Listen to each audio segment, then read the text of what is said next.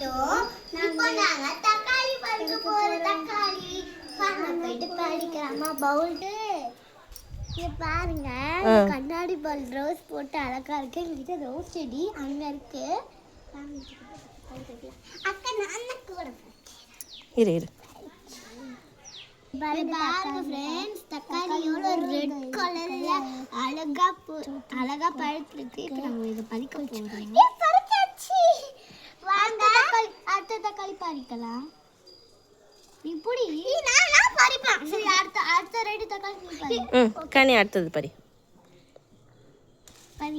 Okay, பழுத்தது மட்டும் தான் நம்ம பறிப்போம்.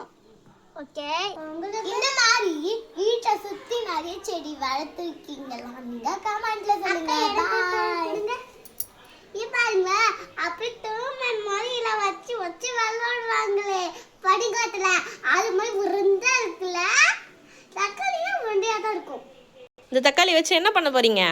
தக்காளி வச்சு சமைக்கலாம். என்ன சமைக்க போறீங்க இன்னைக்கு? நீதான் சமைப்பீங்க எப்பவுமே. Okay, okay. கனிக்கு என்ன செய்யணும்? தக்காளி வச்சு காய் சட்னி செய்யணும். ஓகே, டொமேட்டோ கூட தேவையில்ல, ரெட் டொமேட்டோ. ஓகே. ஒரு அழிக்குட்டி வந்து தொலைந்தது. ஆனா எனக்கு நான் இந்த பறிக்க தெரியாதே அப்படி தெரிஞ்சது. சாஸ் சொல்றேன். ஹாய் ஃப்ரெண்ட்ஸ், நாங்க போயிட்டு சாப்பிட போறோம். எங்ககிட்ட ரோஜா செடி இருக்கு.